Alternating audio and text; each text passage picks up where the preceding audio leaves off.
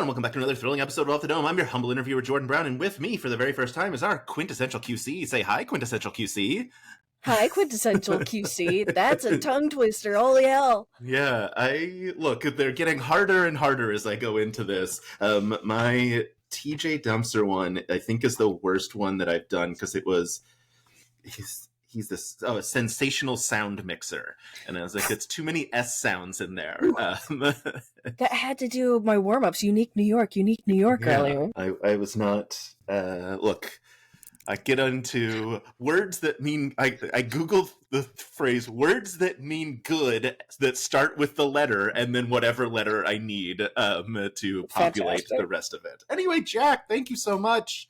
People have been calling for this interview for literal months. That's wild. Like a while back, I posted on Reddit and I was like, "Hey, who would you like to see me interview?" And like one of the top ones, I should say, in the clarity of the thing, I was like, "Look, I know every cast member you want me to see interview, so don't list cast members." Yeah, but we're working on Brennan. It's fine. It will never happen, but we're gonna ask about it once a week until someone gets tired of me asking and just says, fine. Yeah, in like one of the top comments, maybe the top comment was, find out who makes captions for Dimension 20. We must know more details about them. Because they're truly so beautiful and so lovely. But obviously, we're not going to start there. Have you ever talked to Kyle Rohrbach about working with LeVar Burton? No, Kyle and I interfaced a little bit when I was peeing on Dirty Laundry, but not enough to talk about working with LeVar Burton. No, but I've worked with LeVar Burton's daughter. Yeah, but Look, I got on your look. It's always going to be a weird start, and that's very intentional. I got on your LinkedIn, and one of your it scrolled down to the bottom and was like, people Jack is interested in, LeVar Burton, and it was like the only person on the list. All right, well, I'm gonna have to look at my LinkedIn later. Okay, interesting. I was like, hey, Kyle Rohrbach worked for Reading Rainbow. So I didn't know that. That's very cool. Yeah, no, Mika's great. I worked with Mika on the D&D Chaos streams. Yeah, that we produced over at Hyper. Yes, yeah, super interested in those. Yeah, the Hyper RPG Chaos streams. For the folks who don't know, what beautiful thing that lives forever on the internet came out. I'm talking about the Citizen Doctor, obviously. Dr. Merhembler. Yeah. Truly, Evan Kemp. Forget about it. This is the greatest name that's ever been invented. Abraham Merhembler, Citizen Doctor. What was it like working on just pure madness? Yeah, well, and I was on Brennan's camera that first shoot. The first two streams too. Wild, absolutely wild.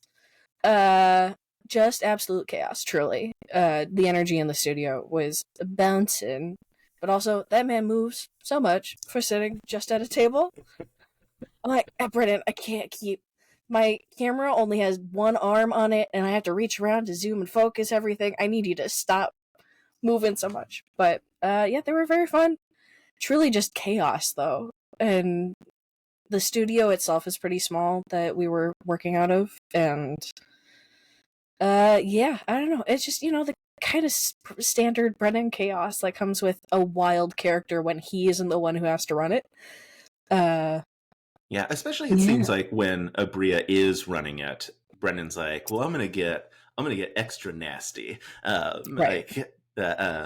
Which it makes for great TV. Hilarious. It was very hard not to laugh when he said the name at first. Yeah. But it also was after a string of names that got funnier and funnier as we went around the table. So yeah, Rudy Vega right off the top. So good. Classic. I mean, straight out of the Ravening War.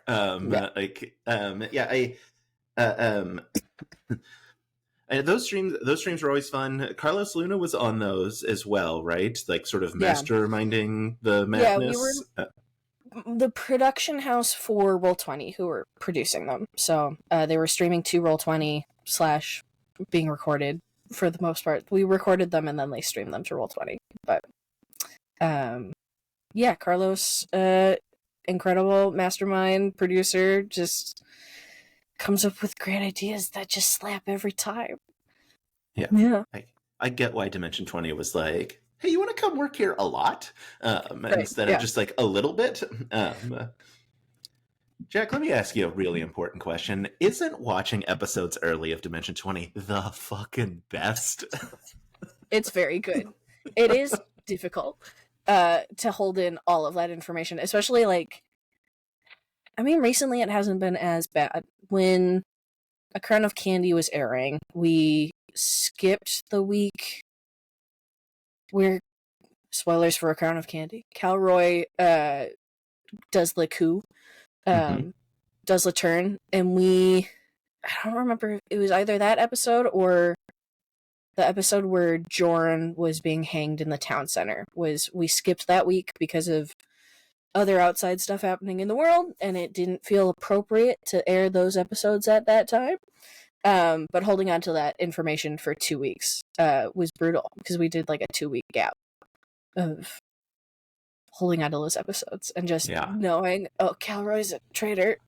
I now need to sit on this in the Discord for the next 2 weeks. Cool. Tight. It's so much fun. Yeah, I remember. So my early episodes started in Bros End, and I got some junior year episodes early, but not a lot, not all of them. Which, the pain and anguish. But I got the premiere for junior year early, and like I think you got that one before me, actually. I mean, look. Sometimes I don't know why. I don't understand. There is no rhyme or reason, seemingly, to it.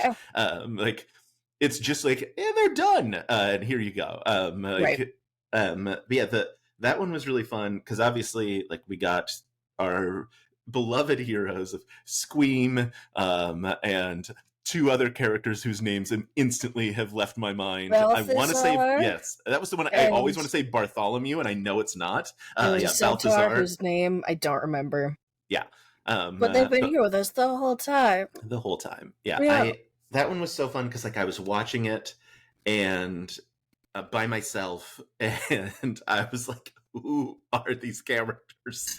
Because it's been like years since I've watched sophomore year, and I was like, I don't remember them at all. And so like I like Google like Dimension 20, Fantasy High, Squeam, and there are no results. And I was like, okay, then this character is new because the Dimension 20 fandom wouldn't miss someone. Like someone would have been talking about it. So then I think on a stream the day it premiered, someone asked me for one word that I could say that would mean nothing then, but would mean so much to someone when they watched the episode. And I said Squeam. And there everyone was like, what does that mean? And I was like, you'll get it when you get it.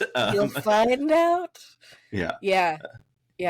That it's wild watching a screener beforehand and going, oh, this is a very funny bit. I'm going to have to deal with the consequences of this bit in the Discord. Yeah. And that happens multiple times throughout just any show, of being like, this is very funny. There are going to be people who do not get that it is a bit and that I now have to salvage. But it's fine. It's just, that's life. So...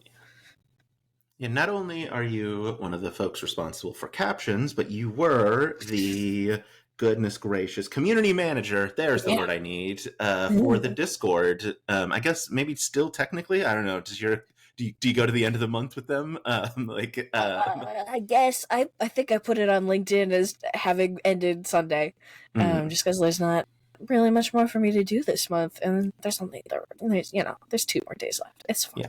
Yeah. But yeah, the Discord. Like how are you feeling? It's gone. It's weird. Past tense.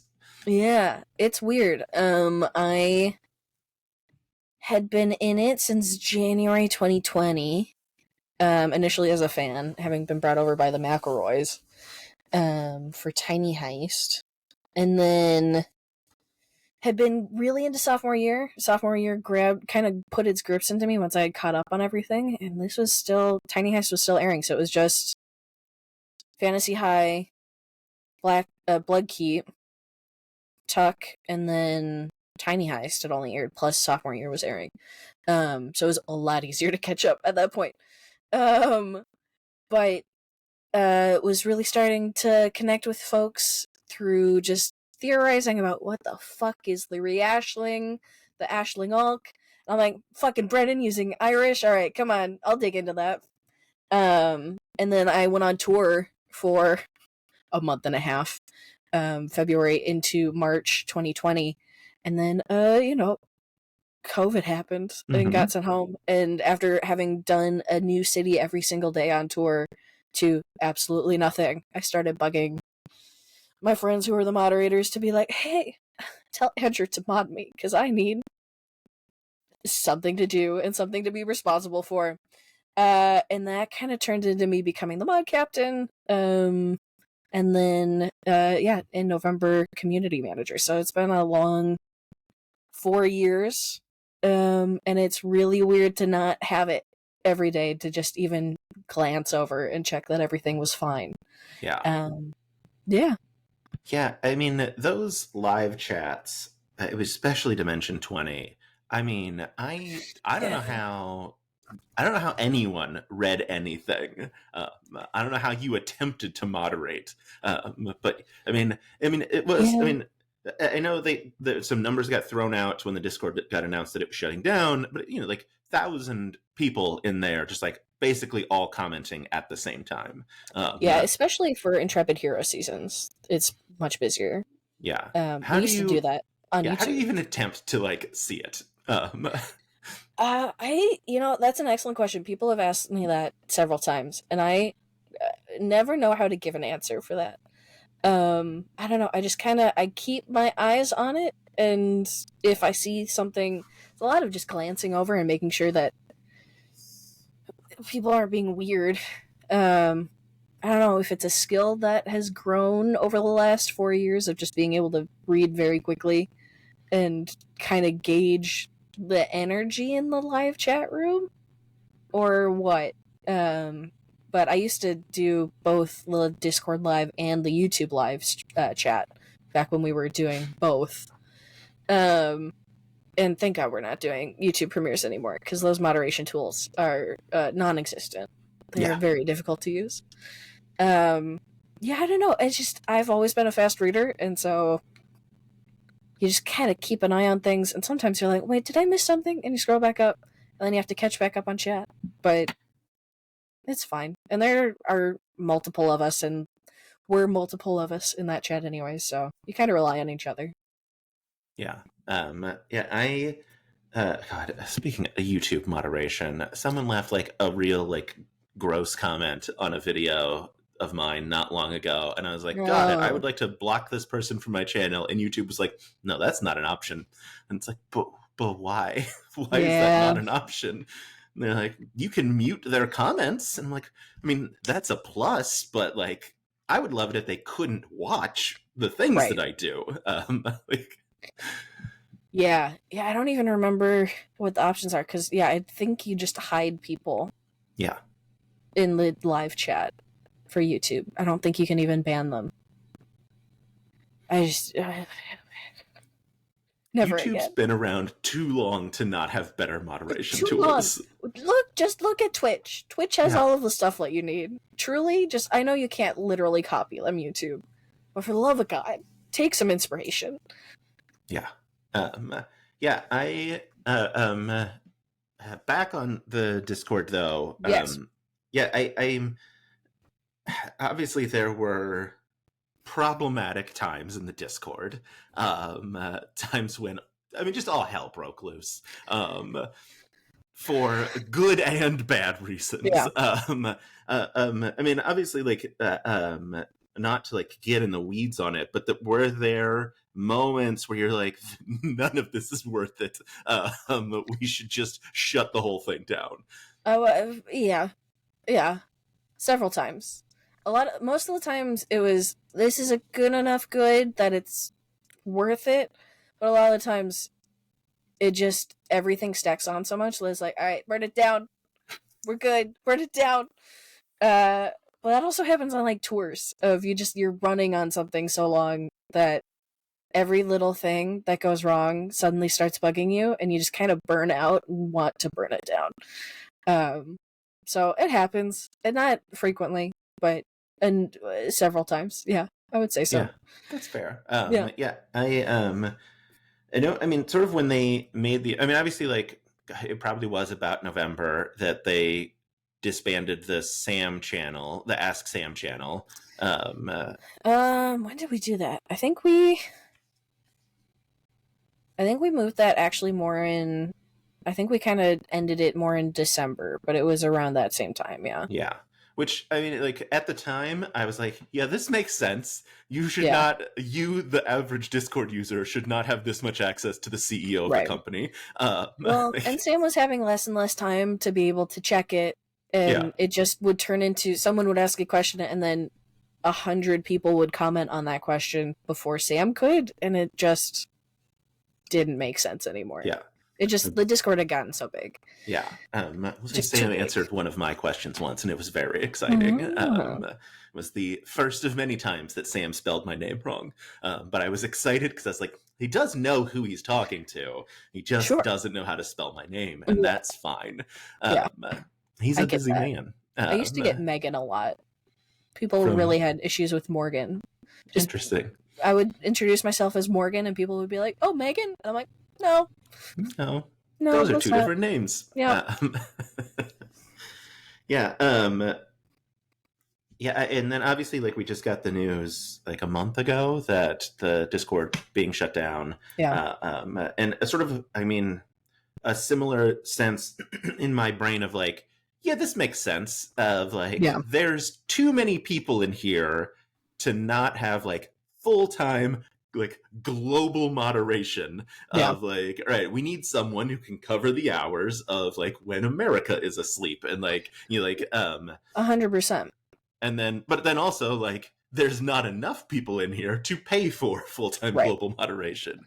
Yeah. I had submitted a budget request for it because we had been talking when Andrew promoted DNI.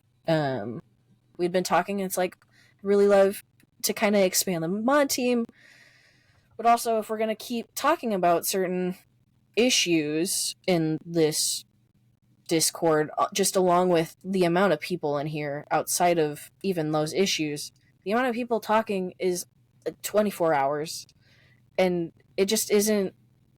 I can't in good conscience ask someone to volunteer for the amount of work that is required, even one day a month, when you have to kind of just be kind of on call the rest of the time in case something happens. And yeah, just unfortunately, just not enough active users to make it a worthwhile business decision, unfortunately. Yeah, I remember when NPR shut down their comments section, it reminded me exactly of this because people were like, no, don't. And then NPR was like, there's like 20 of you who comment on every story, and that's it. And so they were like, we're not going to keep having these. And it's like, yeah, that makes sense. If it's like, I'm sure it's sad for I think in the announcement, it was, you know, like 1,000 people basically who are using it all the time. And I'm like, very sad for them. And then obviously the like, giant moments of like 60,000 people. Of I don't think you heard me. I said blimey. Like then it's then it's 160,000 people all at once writing blimey in the chat. Also shout out to I posted this, but like shout out to the person whose team name was that at a trivia I went to last night. I saw that. Apologies, you came in second place to my team, the Cookie Monsters, but you know, them's the breaks. Them's the breaks. That's the game. Yeah. It was very fun I haven't gotten to play in so long, and it was super fun to show up and win first place. And I was like, yeah, this is why I come to the table. I can't remember the last time I did bar trivia. I think I've only done it once or twice, and it feels like something I would be good at, but I just don't go out that much. Yeah. But I think the last time I did it was on tour before shutdown. Yeah. I can. I don't know if I don't think I've played since. I think this was my first like post 2020 time playing because the last time we played, we won first place, and our team name was "If you don't let us win, we'll lick your face," because COVID was becoming a thing, but like wasn't a thing yet. And so that's a wild team name. truly a wild team name. Really, and then like next week, the literal next week, that everyone was like, okay, everything is shut down. I'm like, our joke wasn't as funny, or maybe funnier. I don't know. Real funny that that's the last time that this, like, I think the bar shut down because Oh of no. COVID. Like, so it's literally like the last time anyone played trivia at that bar. Wild. Yeah. Absolutely wild.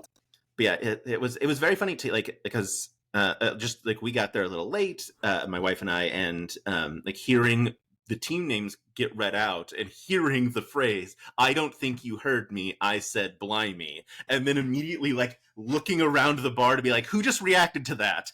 Who here is going to appreciate that I am rolling an old school Roll for Panic Attack, like the original font T-shirt, and a Plugs Butt Ugly Stuff hat or Stuff Hut hat. So it's wild to see how much Dropout has grown over the last 4 years. Yeah. Like I temp from time to time when I'm not on a show or whatever.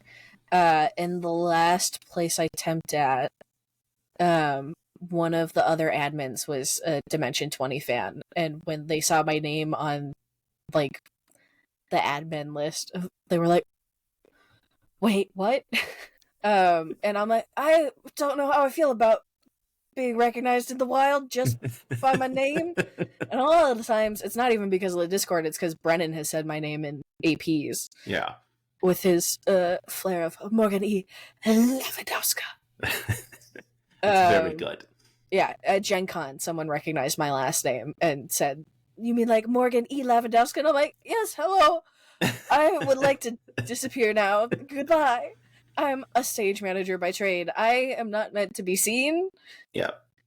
But yeah, I had a coworker. I've had two coworkers who not recognize me from the internet, but like messaged me to be like, "Hey, I love your interviews." And I was like, "Cool, this is weird." But one of them was literally like, I was at my computer and I heard your voice across the room because my husband was on TikTok and I heard you talking about like some stupid Dimension 20 or Game Changer thing. And I was like, yeah, that happens, I guess. That's wild. Yeah. But it was very fun because one of the people, they had just seen Ross Bryant and his improvised Shakespeare company in Des Moines, Iowa, where they lived.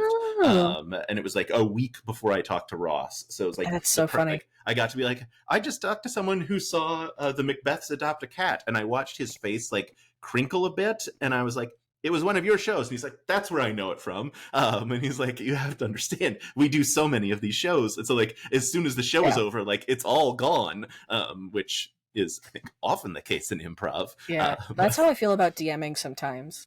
I'll get so into it. It's been a while since I've DM'd, but even as a player, it's my brain will get so into what is going, and I'm like, I have no way to take notes right now, and we're just saying stuff, and we'll find out what happens. Yeah. And then a player, thankfully, will have been taking notes and summarized last session. I'm like, oh, okay, cool. Yeah, that is what happened. All right, cool. We'll move from there. Perfect. Yeah. I've moved much more. Like, I'm in a second campaign that I'm DMing. My first one was 7 years. Like, went 1 to 20. That's wild. Congrats.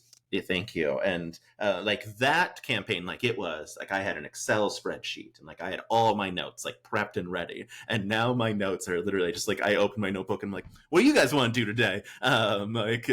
Fully just launched into like Brennan on Worlds Beyond Number of like, I got the world, you go wherever you want. But someone actually did want me to ask you about your DMing and very specifically your hand-drawn maps. Oh gosh. Tell us about your hand-drawn maps. Sure. Well, they're computer drawn, with the mouse for the most part and Incarnate, but I don't know. I just draw stuff. For that, one of my maps, Solaris, is the name of one of my worlds. Well, the only world that I have run so far. I wanted to run something. I had already pulled all the mods and then the current editors of D20 into a group, and I'm like, I'm gonna run a game for everyone. You can't escape. You're all here now. And just came up with a world by, like, I think I had seen a TikTok of someone throwing different types of dice representing different types of land masses and stuff. and just threw it on a piece of paper and then traced around what it was and then went from there. I don't really have a process. I just kind of go, that'd be cool. And then one of the mods, Rain Solo, was in the game, and he's like, that landmass couldn't happen because of this and this reasons. And I'm like, look, buddy, it's a fucking fantasy fiction world. I don't care if it couldn't technically run this way. And he's like, that's fine. I'm like, but I am going to fix it because you said it would be wrong. But god damn it. All right. Yeah, I've used, I don't think it was Incarnate, it was something else, and I'll never remember the name of it. A different map maker, and I made a post on Reddit, and I was like, "Look at my cool map that I made," and people are like, "That's not how rivers work," and I'm like, "All right." That was the issue. Yeah, it was also rivers. It's universally, and since then, because I'm I joined that subreddit or whatever, I see people post maps all the time, and every time I see one, I'm like, someone's going to comment that rivers don't work that way, because I was like, river flows into a giant lake and then flows out to another thing. People are like, nope, not how rivers work. And I'm like, okay, calm down. Let me have my it branches here and then comes back together. And it's like, nope, all right. I'm like, okay, I'll fix it, because yes, I am going to fix it, but there are also dragons here. Those don't work either. There's a desert from when two large beings had battle, and it's become a wasteland for 1,000 years. What don't you understand? Yeah, a red dragon exploded in my world, and there's a desert there now, and there's a city underneath it that you can go to, Avatar style. There's a tower, and you just go down, and there's a city under it. You tell me how that works. Right. Yeah. A lot of my world takes from kind of Arthurian and Celtic myth, which has been very fun to listen to Worlds Beyond Number, because I can hear Brennan pulling from other certain beats too within Irish myth. But also very much from Tortal, which I have just all of the Tamra Pierce books just about for that world, which I was obsessed with as a kid. So it's very high fantasy knight type of ideology, but then I took that and then brought it forward to, I don't remember what got me on this beat, to the 20s and 30s aesthetic. I was like, I want to run something in that period, without actually dealing with a lot of the stuff, although some of it came into play on occasion. But so it's a weird mix of fantasy with science is Solaris. But yeah, I had a player in the second campaign that was like, I want to throw bombs, and I was like, got it. I gotta make bombs a thing that I understand how they work now. I ran a one shot for Brennan and Solaris, which was set at a New Year's Eve party, and being Brennan, God, I love the man, but sometimes he had made student loans a thing in my world, saying that he had student loans from one of the wizarding universities, and I'm like, god damn it, now I have to make that's a thing now. But it's fine, it hasn't come up again, but it's just all right. Student loans do exist, or did he just get conned? That actually was going to be my next question. Brag about the people you've played with. Well, Brennan, Bridgman, a good portion of the early editors, at least for D20. Malika Lim Eubank, Sarah Chaffee, and Knox, Kaylee Bray. A lot of it's from when I was working at Hyper. But I was community manager at Hyper, as well as eventually production manager. So I was a lot of behind the scenes for those. But haven't not a ton of people, but enough that I can be like, I ran for Brennan. Yeah, Brennan's a pretty big one. I also played with Brennan, which was fun because our friend Tess ran a one shot, which was a good time. Which is actually where I tested Jack out for the first time, so that was fun. That's delightful. Yeah. A friend of mine tested, maybe tested isn't the right word, but wasn't using they them pronouns, played a Pathfinder game with a character using they them pronouns, and now does use they them pronouns. And I'm like, also how I got see there. Where this goes. I had a character called Wolf O'Connell, who is half-orc Azamar. We all know where I pulled that from. Werewolf that used they them pronouns. And yeah, that was the first testing ground as well. Yeah. It's DTRPG's the best testing ground. Yeah. Are you like current-ish on Worlds Beyond Number? I have not listened to the most recent episode, but Great. So I'm yes. so much farther behind you than you are. But here's where I knew we were in trouble with the Citadel. It's the episode where they found all the like spirits in paintings, and it's not because there were spirits in paintings. It's because in that episode, Brennan described magic. The Citadel's policy of magic was, magic should be held in the hands of the few, and it cannot be redistributed to the hands of the many, or it would be less powerful and important. And I was like, uh-oh, that's capitalism. That's the bad guy. Brennan can't help himself, I don't think. Yeah. Cracks me up every time. But it's like, that's what else can you go back to? Sometimes that is the root of everything is greed. Yeah. And a fear of losing what you have. Yeah, I don't know. Such a good podcast. Slaps. Let's see.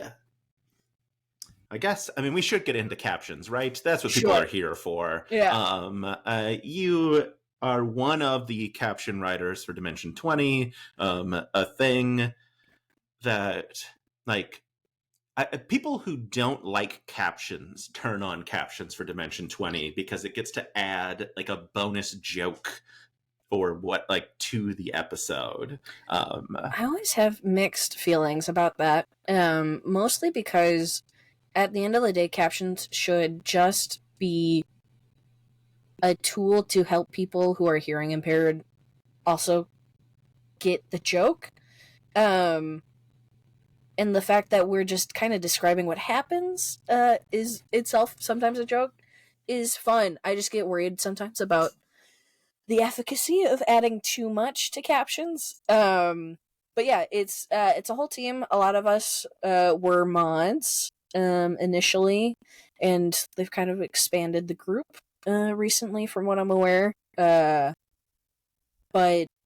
initially the episodes will go out to Rev. Someone at Rev will do the main portion of captioning, which, as the years have gone on, have gotten better and better because we think some people at Rev are now also fans of the show, and so they understand what's happening more and more. So they do their pass. We'll receive those captions. We'll go through and edit as needed to clarify things, adjust a name. A lot of people will get voices confused, so it's having a really trained ear for whoever is talking to clarify those, and then just kind of describing what's happening. It feels less inconsequential than people make it out to me personally, just because it's we're just trying to do a tool that allows everyone to access it, but I don't think people see it as inconsequential. I think people see it as both helpful and like enjoyable. That basically like a gold standard of captions of like, if all captions were this good, we would watch captions on everything. I personally don't watch because if I am reading and watching something at the same time, my brain can't do both. So I like if there are captions on, I'm like reading the caption rather than watching what's happening on screen, and sometimes you just fully miss things that way. I also hate subtitled movies for that exact reason, because I don't watch the movie, I just read. And my brain is bad. That's the problem. Well, your brain's not bad. Your brain just works differently. I grew up on like British media, and so a lot of heavier accents. So I just grew up on subtitles. Even 20 years ago in 2001, 2004. What is time? I don't like it. But yeah, I just am accustomed to subtitles, but especially having started working on them, even before we were doing the rev process, I had started with Andrew in 2021, where I would just get the SRT file and edit Tuck. I had started on Tuck, of just going through and trying to edit those until we figured out a different system. But just watching regular media now and being like, that is not what they said. The captions, and I'm like, can I just fix all of the captions all the time, please? It drives me crazy. Yeah. Especially, it tends to happen with people who have accents that it must be American captioners that just don't understand certain British accents or Irish accents or any accents, that they just get words fully wrong. Yeah, I'm that like, does sound right. Yeah. It's my favorite mistake caption that I've ever received. I was on a CNN town hall and I was asking Pete Buttigieg a question, and I said Mayor Buttigieg, and it was on YouTube, so it was auto captions, and it said Mayor Boobage. So really just That's, like aces yeah. work. Yeah. Like That's very funny. Yeah, I mean, obviously, like, one of the has to be nightmares of trying to caption Dimension 20 is, especially in Intrepid Hero season, is the crosstalk. Because there's so much of it, There's a lot of it. especially when they're playing teenagers. Yeah, I haven't worked on, let's see, what was the last Intrepid Hero season I worked on? Probably Never After was the last one that I did captioning / QC on. And then Burrow's End before that was my last D20 season that I worked on. But yeah, I can't imagine. It's so much. You just kind of do what you can, and you pick out the important pieces of what are being said, and then you just go, the rest of it, I'm sorry. If we could get more on the screen, there's just captioning. There's not captioning, character limits that are within each line, so we can only put so much on there. So just really trying to pick out. All right, did Allie say something important? What the fuck did Allie say? All right, I said blimey. Cool. Yeah, we'll caption that one. I'm sure that's gonna come back up again. Yeah, at some why point. wouldn't that? Yeah, right. Yeah, yeah, I know, like, there are fully, I don't know, I mean, not like TikTok accounts, but like people who dedicate themselves to being like, here are my favorite captions from the most recent episode. That's and so like, wild to me. Describing, the only one I can think of off the top of my head is describing Emily as Wanda Childa, saying that she said something tinily in parentheses, which is a very funny descriptor for what is happening on screen. Sometimes it's so hard. Not inaccurate. Yeah, it's so hard to describe what the fuck is happening to get across what is happening. Yeah. Yeah, but I think one of my favorite ones recently is Brennan munching on almonds. Yeah, that's a very popular one as well. I remember that one. Yeah. It could have just been Brennan munching, but yeah, adding on almonds is a correct descriptor. But yeah, we know what it is. Yeah. Yeah, it's very funny. Like, yeah, I mean, I think, like you said, like, really does add to like people who have hearing disabilities that like are trying to enjoy that same experience. I mean, I guess Brennan crunching on almonds, probably not a super enjoyable auditory experience, but I have misophonia as well, so some of the effects, I'm like, oh, okay, this is my life. Gotta power through it. Goodbye. So how was working on Burrow's End for you then? Yeah, look, you just kind of have to power through it sometimes when that's your life. Burrow's End cracked me up because there were two Brits at the table, and I'm gonna have to put D a little bit on blast because D was the captioner before me, so we'll split into teams. At least this is how we did it previously. I think it's changing in the near future, where someone will get the captions from Rev, they'll do their pass of captioning, and then it'd pass over to a video QC person. So myself, D, B, whoever, would go through and mainly look for any video or audio issues within the file itself. So, like, say there's not a graphic that's supposed to be there, like a T-Rex, maybe, like in Pirates of Leviathan, we would hopefully catch that and let them know so they can edit it in time. Also look for content warnings. And then the other lesser needed part is doing caption corrections on top of the caption corrections that have already happened. And just some Britishisms that I just grew up with, D couldn't quite hear maybe necessarily. I'm so sorry, D. I love you so much. I'm sorry to put you on blast. But having both Jasper and Siobhan at the table, just sometimes it was like, oh, that's so British. No one except people who are immersed in so-and-so would maybe get that. So I'm glad I was on that season just because I'm like, I was too much of an Anglophile as a kid for my Irish background. But yeah, Brozang just was a whole thing. The sounds and like the bear. I was QCing that episode and I'm like, I have so many content warnings I need to put on this episode.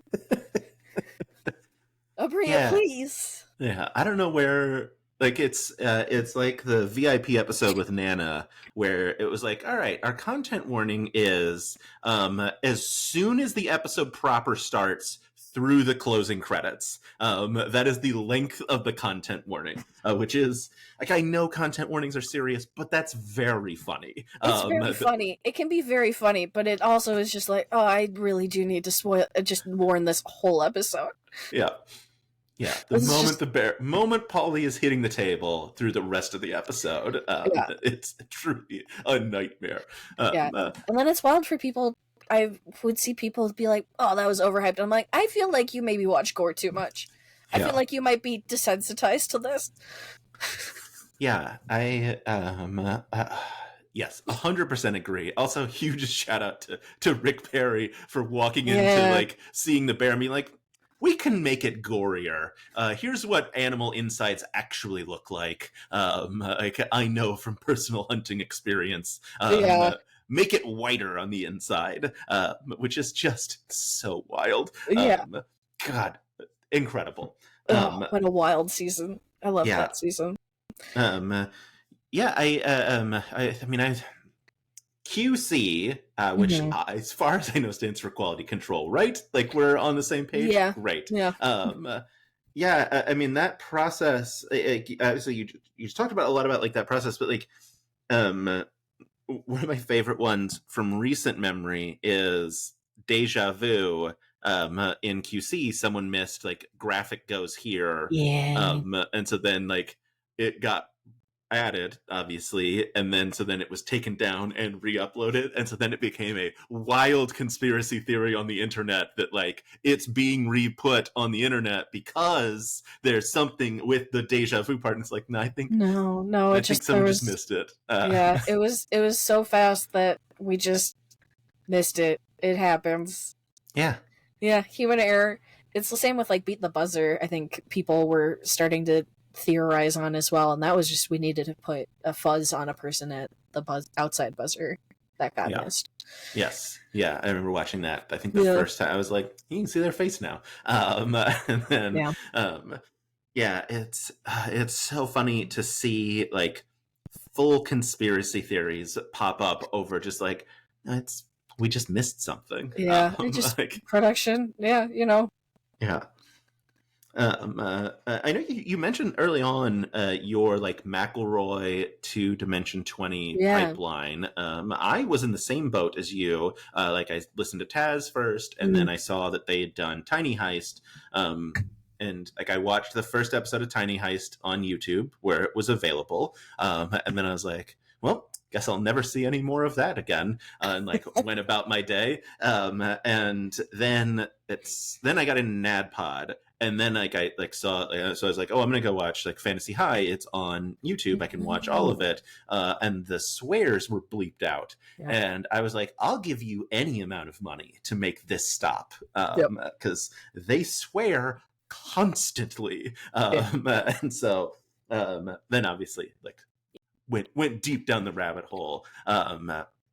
But yeah, Yeah. I assume that are you a Taz fan as well? I lo- Presumably, I am. I haven't caught up with it in a long time. Just all podcasts have yeah. fallen off my radar since not going into an office all the time. Hmm. Yeah, I actually started with, oh shoot, what was the show that Geek and Sundry did? It was with Will Wheaton, I know what you're and talking Laura about. I will Bailey, never get the the name of it. the sci-fi one, which Hank I think was also on. Yeah. Um, I started watching that on Geek and Sundry along with like Tabletop, and that got me into CR from very early. So like episode 25, I think, of season 1 of Oh, Critical so like Role. the audio wasn't even great yet. Right. Um, which is how I met like Danny Carr and some other friends through the community, even just at that point. And I hang through with that. I met a lot of friends to play D&D with, and then some of those friends had gotten into Dimension 20 long before I did. They have more OG cred than I do. And one of them was like, "You would love The Unsleeping City because of how much you love New York. Uh, you need to watch this." And I'm like, "Yeah, okay, I'll get around to it eventually." And then I think the IAC drop had happened with Sam buying it back Hmm. in January. And I remember Justin tweeting about, "Hey, we have a season that's coming on Dropout. Give them your support, blah, blah, blah, blah, blah." And I watched that first episode on Dropout. I think I did the tests, like the 7-week trial Yeah. period, and just watched that. And I was like, okay. And watched Unsleeping City next, and just was like, oh, okay.